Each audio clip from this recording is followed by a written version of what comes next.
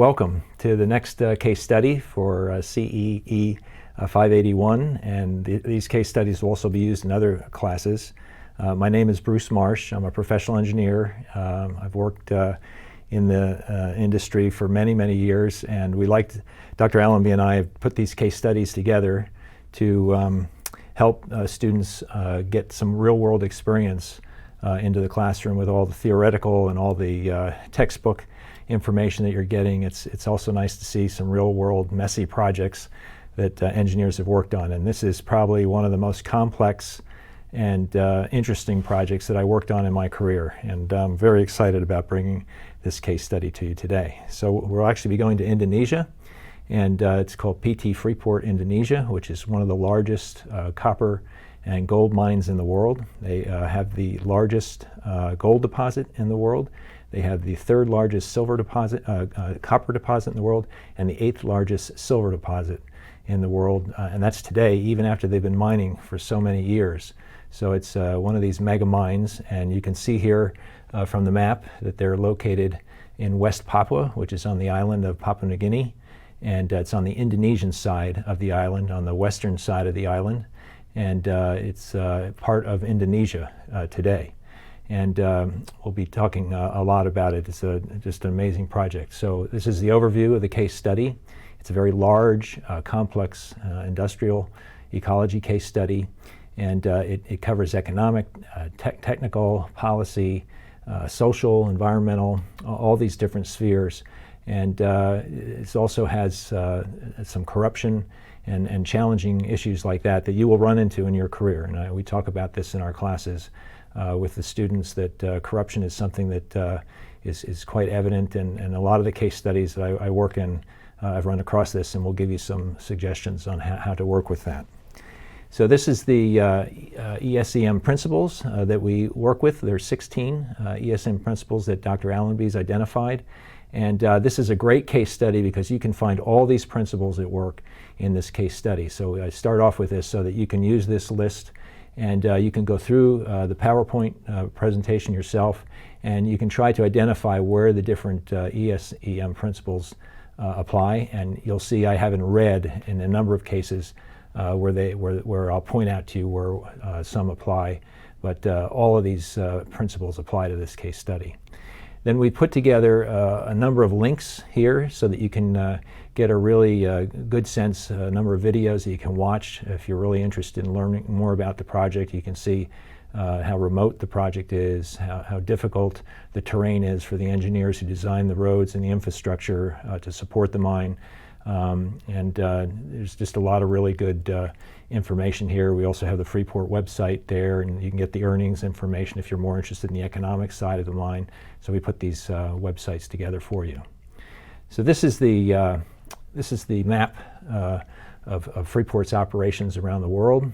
Freeport is a very large public company traded on the New York Stock Exchange. FCX is the stock ticker, and you can see they have operations in North America, South America, and in Indonesia. They used to have some in Africa, but they sold that operation off, and this is the current mix of their portfolio today. And we're going to be focusing in on the Grasberg square that you see there, just north of Australia.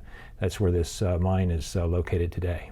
So the first thing I like to do with these case studies is to look at the stock chart.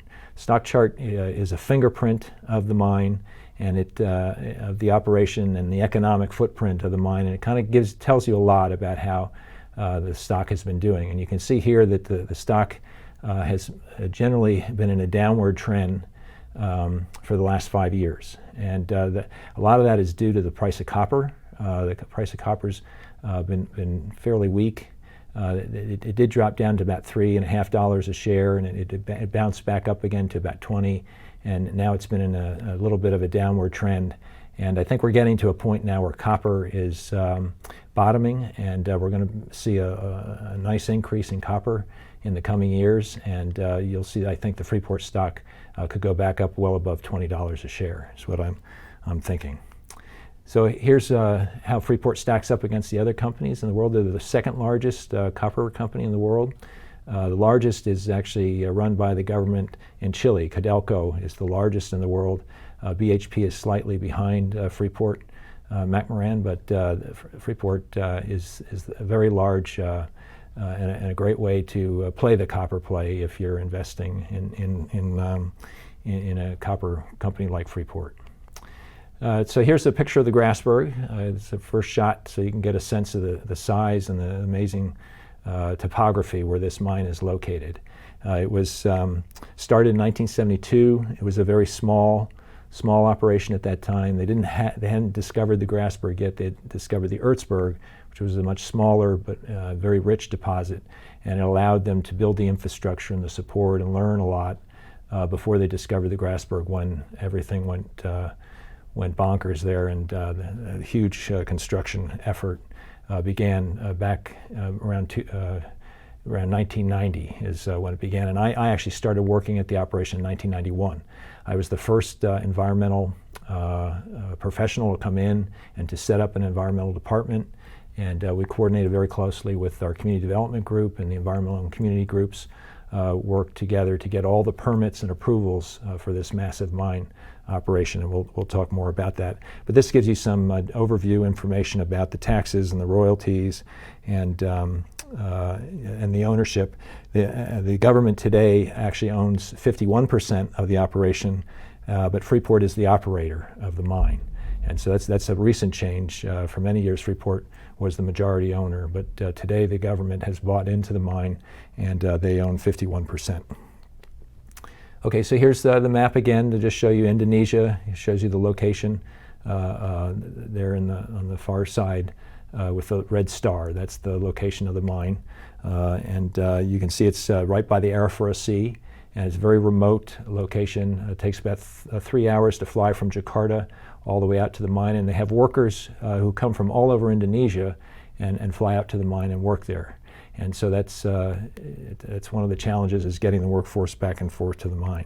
And these are some more pictures. You're right on the equator, so the mine's right on the equator, and you have these equatorial glaciers that are right next to the mine, and they've been melting due to climate change for many years. And the mine has been blamed for the melting of the glaciers, even though the mine has no impact on the glaciers. But that was always an issue, and trying to explain that to people, that these glaciers are retreating because of climate change was always kind of a sticky issue. We had one road that was called the Heavy Equipment Access Trail, which the acronym is HEAT, Heavy Equipment Access Trail.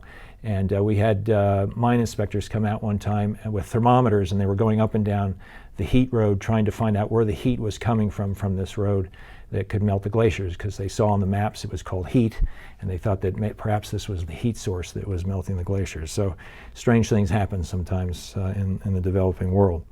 It's the highest peak between the Andes and the Himalayas, so we have a lot of mountain climbers that like to come here. It's part of the Seven Sisters, and they like to come and climb. So we have a lot of climbers that get into trouble, and we have to the mine had to send their search and rescue people up to help them get off during bad climate, bad storms and things.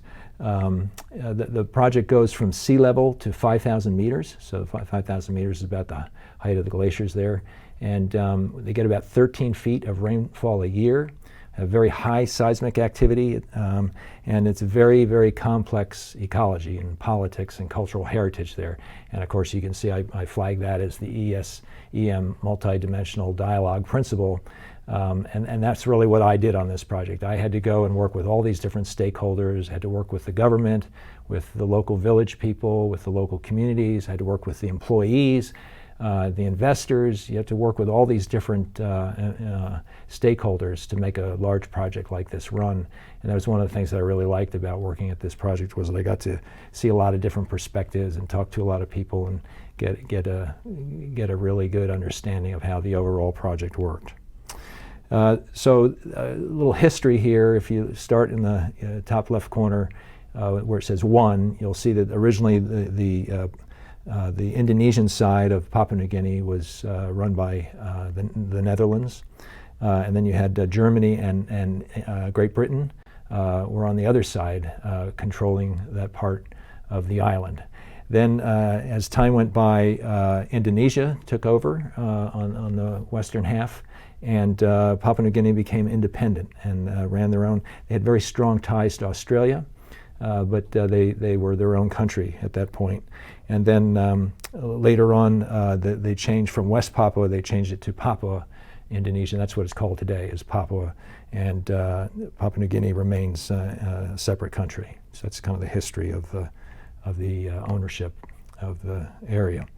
So what you have here is you have basically two local tribes. You have many tribes in Papua, and many tribes have moved into the area, but the two local traditional tribes that were there are the Amungme in the highlands, and then the Chamorro in the lowlands. And you can see on this map here, the red area kind of outlines their traditional lands that they had there. And these are very, very traditional people. If you look at the Chamorro people, here's a shot of them. They have dugout canoes. This is also a picture of a longhouse where the men would have their meetings, and ceremonies were there.